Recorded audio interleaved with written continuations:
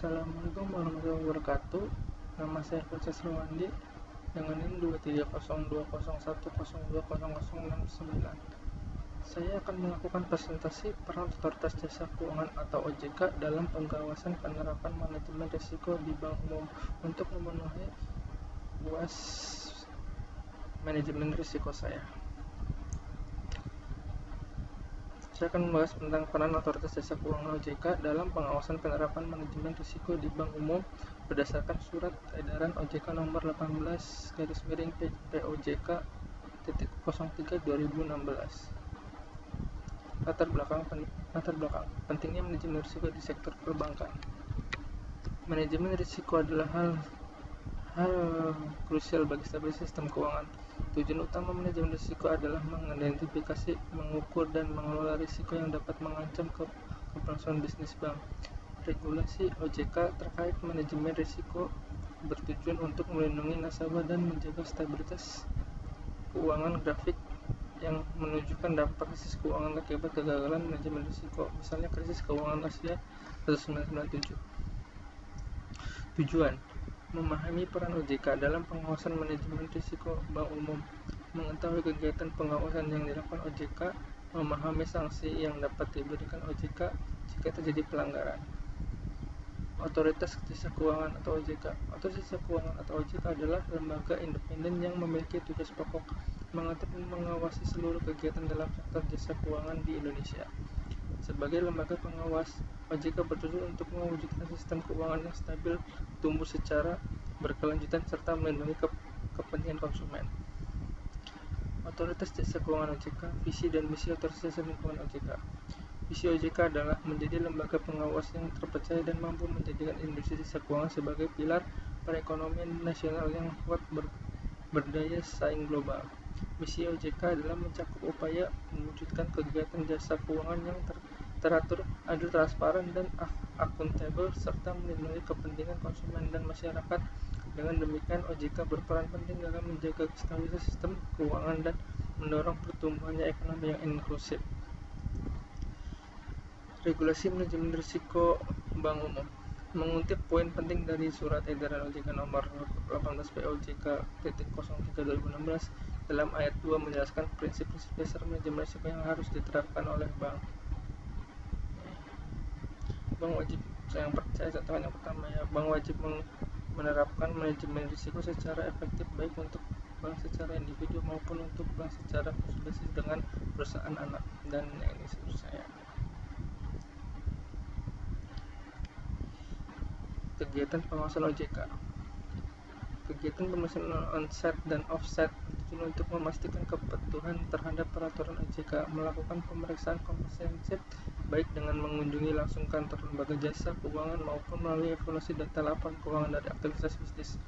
Pengawasan OJK bertujuan menjadi stabilitas sistem keuangan melalui pemeriksaan langsung on-site dan analisis data off-site untuk memastikan kepatuhan terhadap peraturan. Pemeriksaan on-site dan off-site oleh OJK dilakukan untuk melindungi konsumen dan menjaga integritas pasar jasa keuangan.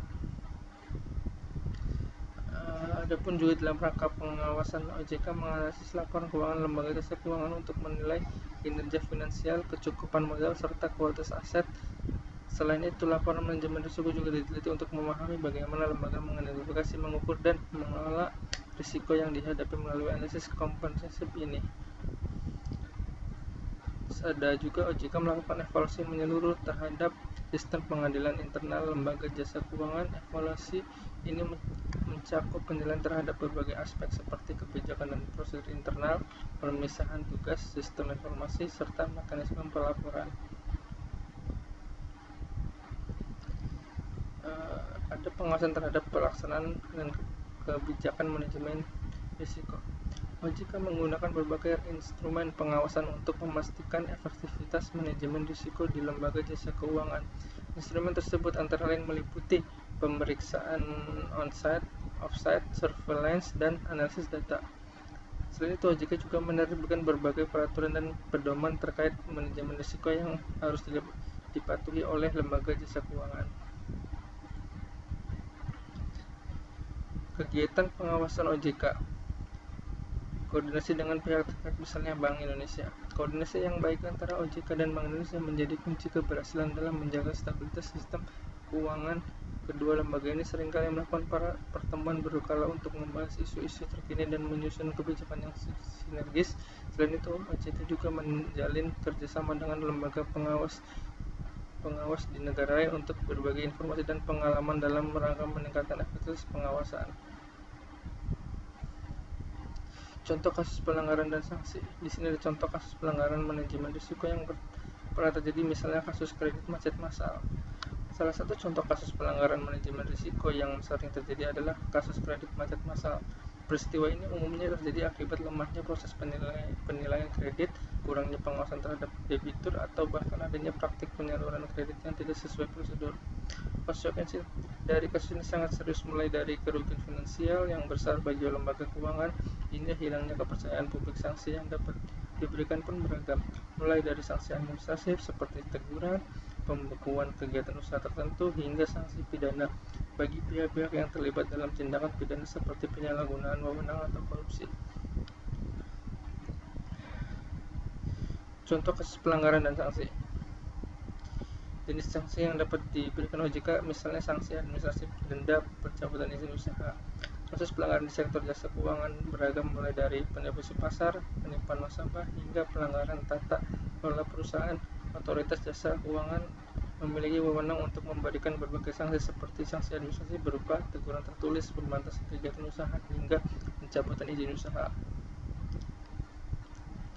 Dampak pelanggaran terhadap bank dan nasabah.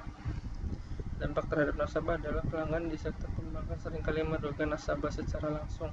Misalnya, penyalahgunaan data pribadi dapat menyebabkan penipuan identitas, sementara pembobolan rekening dapat mengakibatkan kerugian finansial yang signifikan. Ada juga terhadap bank. Pelanggaran di sektor perbankan juga berdampak buruk bagi bank sendiri. Sanksi yang diberikan regulator dapat menimbulkan biaya operasional yang tinggi serta merusak reputasi bank di mata publik, hilangnya kepercayaan nasabah, dan menyebabkan penurunan jumlah nasabah. Tantangan dan peluang. Tantangan dalam pengawasan manajemen risiko. Tantangan yang dihadapi OJK dalam pengawasan manajemen risiko, misalnya kompleksitas risiko inovasi produk keuangan. Pengawasan manajemen risiko dihadapi pada sejumlah tantangan kompleks, perubahan lanskap bisnis yang cepat, ketidakstabilan global, dan perkembangan teknologi yang membuat identifikasi dan penilaian risiko semakin sulit. Selain itu, keterbatasan sumber daya, kurangnya kesadaran akan pentingnya manajemen risiko, dan kompleksitas regulasi juga menjadi hambatan signifikan dalam upaya meningkatkan efektivitas pengawasan. Peluang dalam pengawasan manajemen risiko yaitu peluang untuk meningkatkan efektivitas pengawasan, misalnya memanfaatkan teknologi informasi, kerjasama internasional. Di tengah tantangan yang ada, pengawasan manajemen risiko juga menawarkan peluang besar. Pemanfaatan teknologi informasi seperti analisis data besar dan kecerdasan buatan dapat meningkatkan akurasi dalam mengidentifikasi risiko dan memonitor kinerja kerjasama internasional, memungkinkan berbagai pengetahuan dan pengalaman terbaik dalam praktik manajemen risiko. Kesimpulannya adalah menekankan pentingnya peran OJK dalam menjaga stabilitas sistem keuangan. Kesimpulannya, otoritas jasa keuangan atau OJK memiliki peran krusial menjaga stabilitas sistem keuangan Indonesia melalui pengawasan yang komprehensif terhadap berbagai sektor jasa keuangan. OJK berperan sebagai penjaga kepercayaan publik dan mencegah terjadinya krisis keuangan. Dengan demikian, pertumbuhan ekonomi yang akan berkelanjutan dapat tercapai. Dapat disimpulkan juga bahwa OJK memiliki kontribusi yang signifikan dalam menciptakan iklim investasi yang kondusif melalui berbagai kebijakan dan tindakan pengawasan. OJK berhasil menjadi stabilitas sistem keuangan sehingga investor merasa aman dan nyaman untuk berinvestasi di Indonesia. Sekian dan terima kasih. Wassalamualaikum warahmatullahi wabarakatuh.